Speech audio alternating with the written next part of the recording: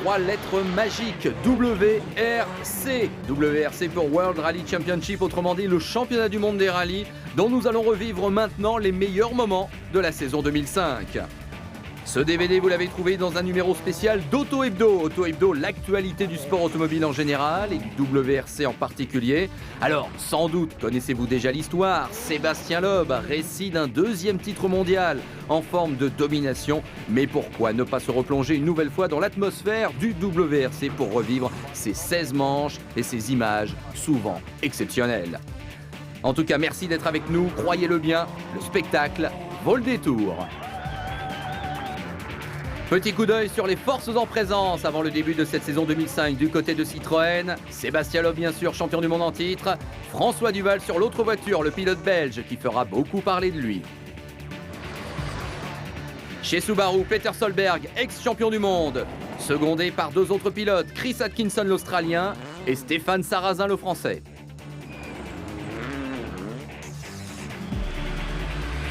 Chez Peugeot, Marco Martin arrive, l'Estonien qui secondera en quelque sorte Marcus Gronholm, lui aussi ex-champion du monde.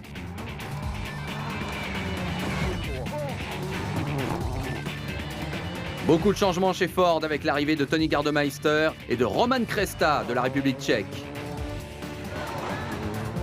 Chez Mitsubishi, il y a de la place pour tout le monde, en tout cas pour Gigi Galli, pour Gilles Panizzi, mais aussi pour Harry Rovanperä. Et enfin, chez Skoda, Armin Schwarz est là et d'autres pilotes également tourneront au sein de cette équipe.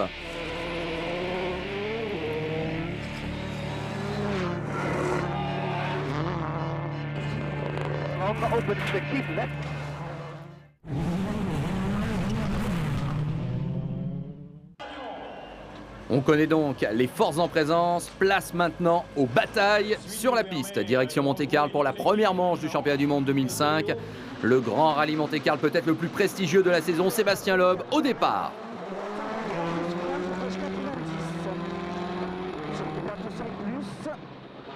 Et droiti sur attention, 40 mètres, gauche 90. Ouvre et ferme le centre sur attention. La collaboration parfaite entre Sébastien Loeb et Daniel Elena, son copilote. Sébastien Loeb qui en plus est le dernier vainqueur en date du Monte-Carlo et qui à l'issue de la première journée sera en tête devant François Duval, son coéquipier.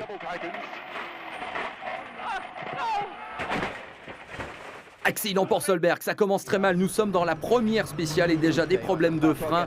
Le meilleur résultat de Solberg dans ce Monte-Carlo, c'est une 6e place seulement. C'est peut-être pas son rallye.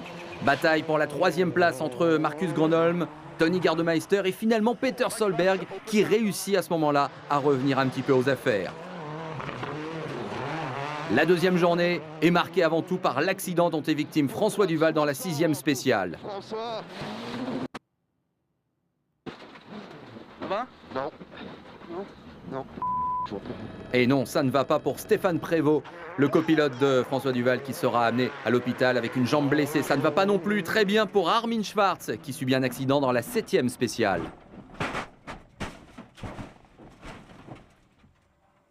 Tonneau plus un petit peu dans un ravin, évidemment, ça surprend. Du côté de Mitsubishi, en tout cas, ça se passe pas trop mal, avec Gilles Panizzi qui se positionne à la 6e place à ce moment-là du rallye. Départ de la 3e journée maintenant et cette bataille pour la 3e place qui continue, notamment avec Marcus Gronholm. 20 secondes séparent seulement Gronholm, Gardemeister et Solberg qui se battent donc pour la dernière marche du podium. Et celui qui va craquer en premier, c'est Solberg.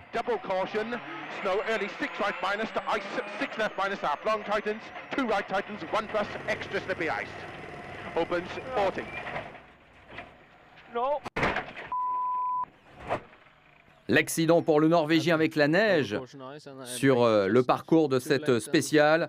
Solberg qui pourtant dit qu'il était très prudent, qu'il a tout regardé autour de lui pour ne pas se faire piéger par la neige, mais il est parti à la faute.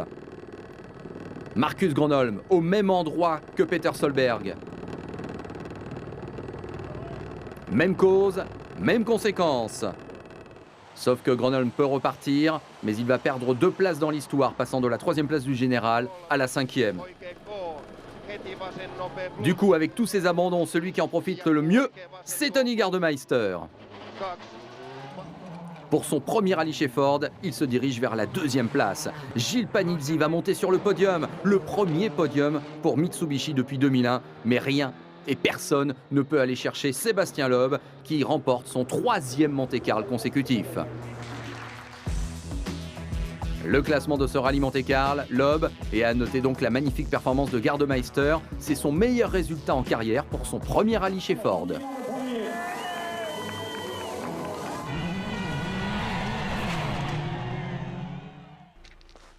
La Suède accueille la 2e manche du championnat du monde des rallyes. Ça se passe dans la première quinzaine du mois de février. Généralement, les pistes sont recouvertes par la neige. Il y en a de la neige bien sûr, mais on pensait qu'il y en aurait beaucoup plus. Des conditions donc piégeuses, attention aux erreurs, attention aux mauvais choix de pneus également. C'est le cas de Solberg qui remporte les 2 premières spéciales, mais qui se loupe un petit peu dans le choix de pneus. Pour la 3e spéciale, il perd beaucoup de temps. Du coup, à ce moment-là, c'est Sébastien Loeb qui en profite. Oui, mais voilà, et ça c'est une image rare. Sébastien Loeb qui fait un tout droit, lui aussi a effectué un mauvais choix de pneus dans la 4e spéciale. Du coup, c'est Marcus Gronholm qui s'impose pour le moment en leader de ce rallye. Il remporte les 3e et 4e spéciales. Rappelons qu'il a déjà remporté à 3 reprises ce rallye de Suède. Mais Solberg n'a pas dit son dernier mot, il revient dans la bataille. Malgré tout, dans la spéciale suivante, c'est Gronholm qui devance le Norvégien de 3 dixièmes dans la spéciale et de 2 dixièmes au général. Ça va être alors un formidable mano à mano entre les 2 hommes. Gronholm remporte à son tour la 7e spéciale. Et il devient le leader du rallye pour une poignée de dixièmes de seconde. Solberg va répondre du tac au tac dans une ambiance indescriptible à l'issue de la 9e spéciale.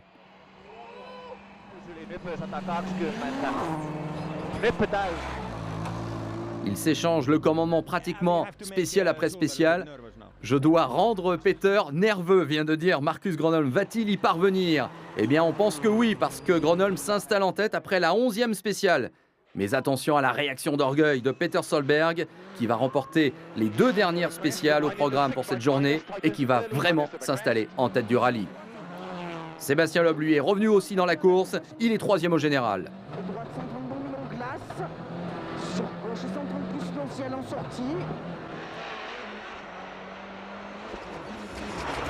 Malgré tout, la Citroën Xara n'est pas au mieux et pour l'instant, il n'y a rien à faire face à Gronholm et à Solberg. On se demande même si le Français va pouvoir aller jusqu'au bout du rallye.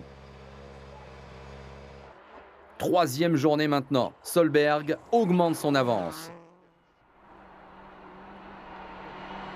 Gronholm est sous pression. Il va tenter de répondre une nouvelle fois du tac au tac par rapport au Norvégien.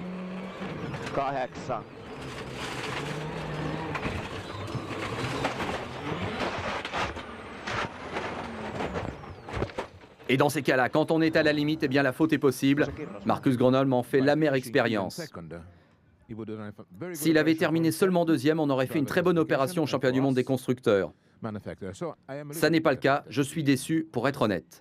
Corrado Provera, le patron de la compétition chez Peugeot qui devait partir à la retraite quelques jours plus tard. Déception également pour Sébastien Loeb qui doit renoncer après la 18e spéciale. Et oui, Sébastien Loeb qui abandonne. Cette image a pratiquement valeur de document. Vous verrez que dans la saison, ça ne sera pas toujours cette même histoire. Du coup, Marco Martin récupère la 2e place au classement général. Tony Gardemeister la 3e. Et comme il avait terminé 2e au Monte-Carlo, eh bien, c'est Gardemeister qui va faire la bonne opération au championnat du monde des pilotes.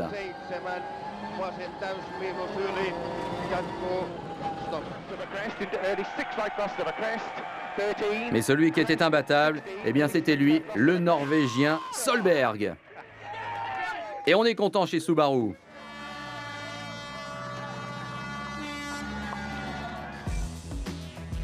Du coup, au championnat du monde, eh bien, comme on vous le disait, Gardemeister prend le pouvoir devant Marco Martin, très régulier lui aussi. Sébastien Loeb et Solberg sont ex-aequo avec 10 points, une victoire partout. Ford en tête du championnat du monde des constructeurs.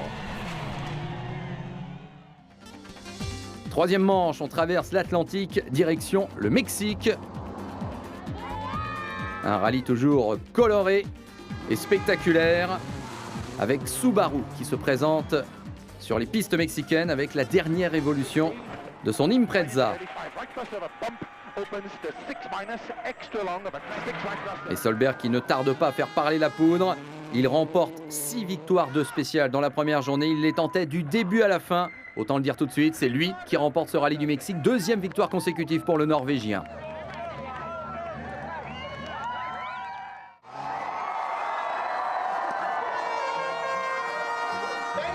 À ce moment-là de la saison, on est donc bien obligé de constater que Subaru mène devant Citroën par 2 victoires à 1. Du côté des mentions d'honneur de ce rallye du Mexique, honneur au pilote Peugeot. Marcus Gronholm, 2e, Marco Martin, 3e.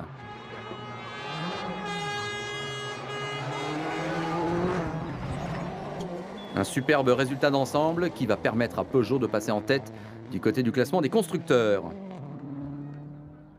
Mais la grande histoire du rallye, finalement, aura été celle de Sébastien Loeb.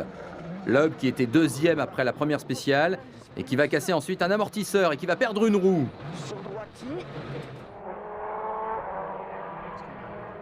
Il va retomber à la 18e place au général. Il a perdu 4 minutes dans cette histoire. Un véritable chemin de croix commence alors pour le Français.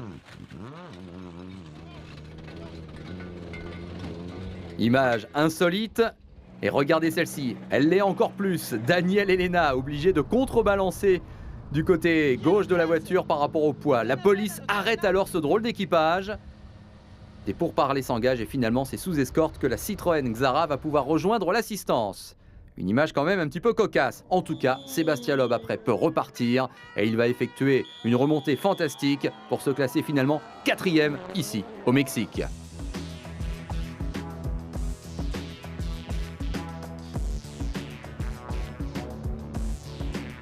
Au championnat, Solberg maintenant en tête avec 1 point d'avance sur Marco Martin. À ce moment-là, Sébastien Loeb a donc 5 points de retard sur le Norvégien.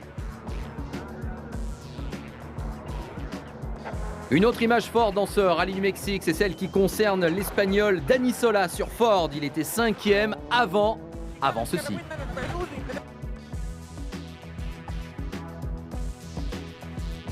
Plusieurs tonneaux, un accident absolument terrible.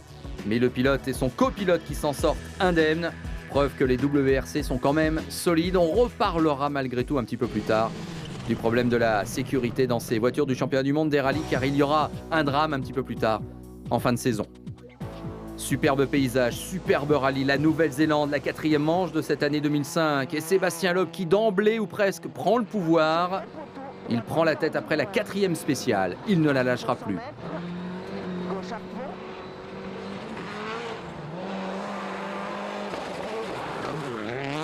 Loeb qui n'a qu'un adversaire à surveiller, c'est Marcus Gronholm. Gronholm qui remporte pourtant 6 spéciales, mais ça ne suffit pas. Il n'est que 2e derrière le Français au général.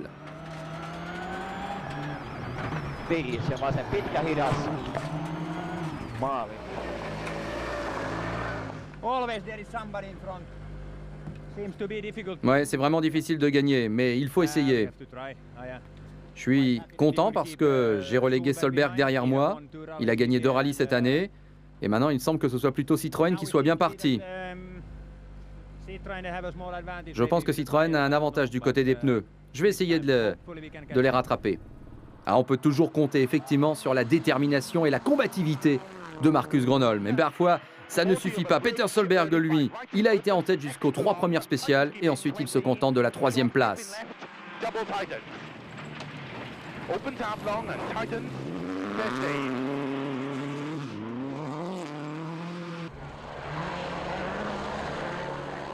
Au niveau du classement de ce rallye de Nouvelle-Zélande, à ce moment-là, François Duval est 4e.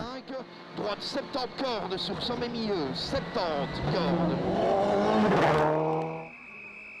Derrière, il y a une bataille pour la 5e place entre Chris Atkinson et Tony Gardemeister. Atkinson bien sûr déchaîné parce qu'il évolue non loin de son pays d'origine, l'Australie. Hélas, problème de setup, il va rétrograder à la 7e place. Du coup, Gardemeister en profite et il est donc 5e avant la dernière spéciale au programme. Mais c'était sans compter un 3e larron. Marco Martin va effectivement mettre ses 2 pilotes d'accord et c'est lui qui finalement va se classer 5e. Devant en tout cas, rien à faire par rapport à Sébastien Loeb, souverain. Le Français qui renoue avec la victoire donc depuis le succès obtenu au Monte-Carlo. C'est sa 2e victoire en cette saison 2005. 50 mètres, gauche 80 plus nul.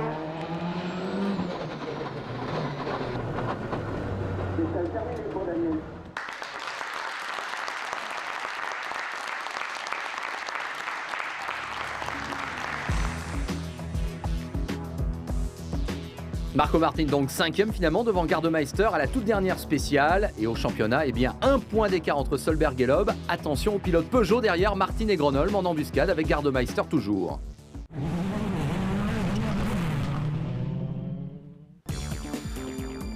Retour en Europe pour la 5e manche du côté de l'Italie et plus précisément de la Sardaigne qui pour la 2e fois accueille donc le rallye d'Italie. On commence avec Marcus Gronholm qui remporte la première spéciale.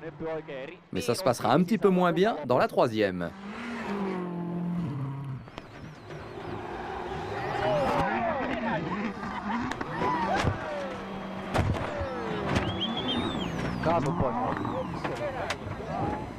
C'est ce qui s'appelle dévaler un ravin pour passer d'une route à une autre. Marcus Gronholm qui se demande dans quelle direction il doit aller. Effectivement, vu comme il est retombé, il a un petit peu perdu ses repères. C'était une erreur de note, hélas, pour le Finlandais, qui va pouvoir malgré tout rejoindre l'assistance. Il va terminer cette première journée, rendez-vous compte, à la 7e place. François Duval. 80 pour Cochson.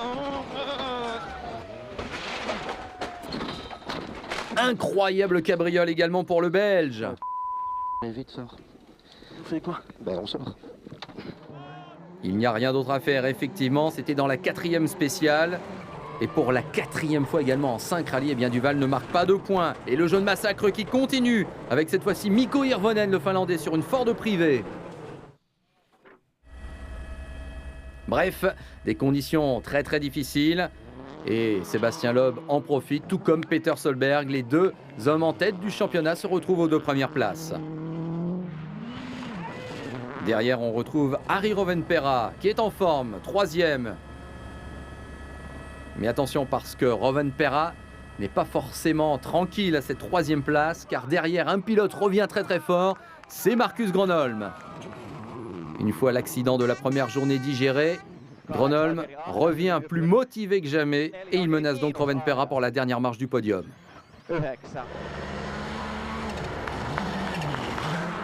Malgré tout, dans la 3e journée, Rovanperä répond là aussi coup par coup à Marcus Gronholm. 3 secondes de mieux dans cette spéciale, impressionnant. Gronholm est repoussé à 16 secondes 2. Dans la voiture, eh bien, l'entente est au beau fixe. Seulement voilà, ça ne va pas durer.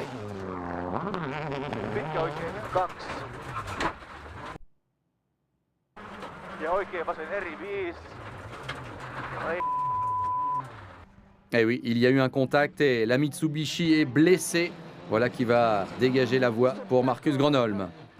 Pendant ce temps-là, Sébastien Loeb continue son petit bonhomme de chemin.